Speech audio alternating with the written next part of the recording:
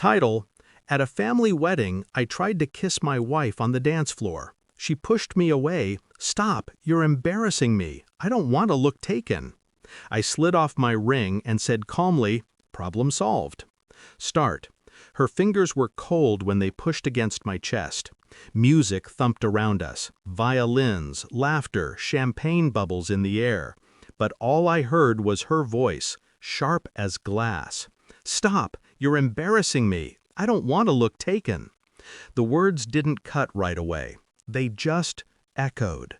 Then I smiled, calm as a surgeon before the incision. I slid off my wedding ring, placed it gently on the linen table beside the centerpiece, and said, "Problem solved."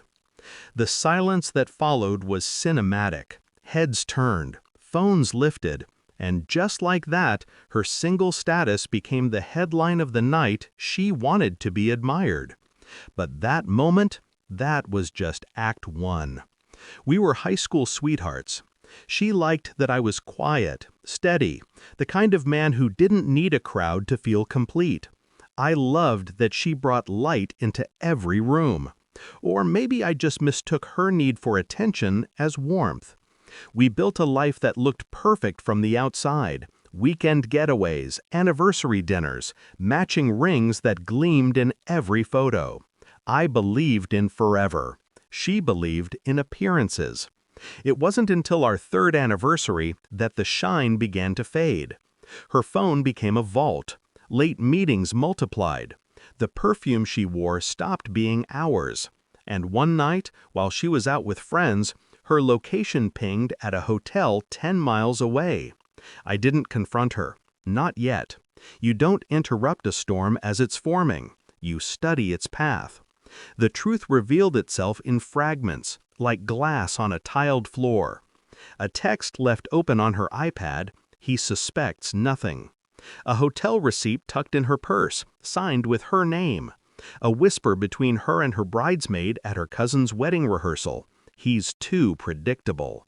That word stayed with me. Predictable. I'd been faithful, loyal, constant, and to her, that meant forgettable. Pain sharpened into clarity. You can't confront someone who lies as easily as they breathe. You trap them instead, gently, patiently, until the truth is the only air they have left. So I stopped reacting. I smiled more, complimented her dresses, helped plan the very wedding where she'd publicly humiliate me. Because every stage needs lighting, music, and a perfect moment for the curtain to fall. Revenge is not rage, it's choreography. I started with the finances, quietly separated accounts, transferred savings into a trust under my sister's name. Then the evidence, time-stamped photos, recorded calls, messages, not for confrontation, for closure. I spoke to her best friend, the one who thought I was too dull for her. Let's just say, people talk when they think you've given up. By the time the wedding arrived, I knew everything. His name was Eric, groomsman, her business friend, the one who toasted to honesty and partnership at dinner. I didn't rage, I just watched how she adjusted her lipstick for him, not me, how she looked around before smiling his way, how she planned to dance with me just long enough to keep appearances intact. And that's when I decided where Act 2 would begin. On the dance floor, under the chandeliers, in front of everyone who mattered to her. When she pushed me away, I made sure my hand lingered in the air. Not angry, just still. Enough for people to notice. When I said, "Problem solved," I said it softly, like it wasn't revenge, just resignation. That made it louder than shouting ever could. Guests looked from her to me. The band stumbled mid-note. Even Eric froze, wine glass half raised. I smiled, walked off the dance floor, and headed toward the exit. Not hurried, not broken, just done. Behind me, whispers began to spread like wildfire. Her cousin followed me outside, asking if everything was all right. I just said, "You should ask her."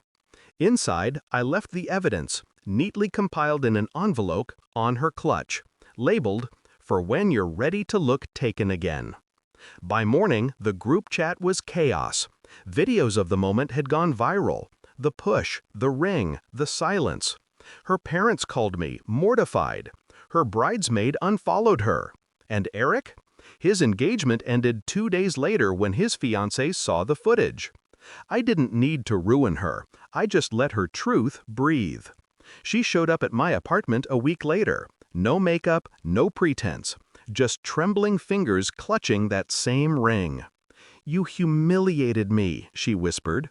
I looked at her, really looked, and saw it. The emptiness behind the anger. The fear of losing an audience. "No," I said, "you did that. I just stopped clapping." She wanted forgiveness, closure, anything that would pull her back into relevance. But I'd already deleted her number, changed the locks, and moved the savings into a place she couldn't reach. Her tears didn't move me anymore. They were just part of the performance I no longer attended. Months passed. I kept the ring, not as a reminder of her, but of the silence that followed. Peace has its own kind of music, quieter, slower, honest. Sometimes I replay that moment, the dance floor, her hand pushing me away, the exact second she realized she'd lost control.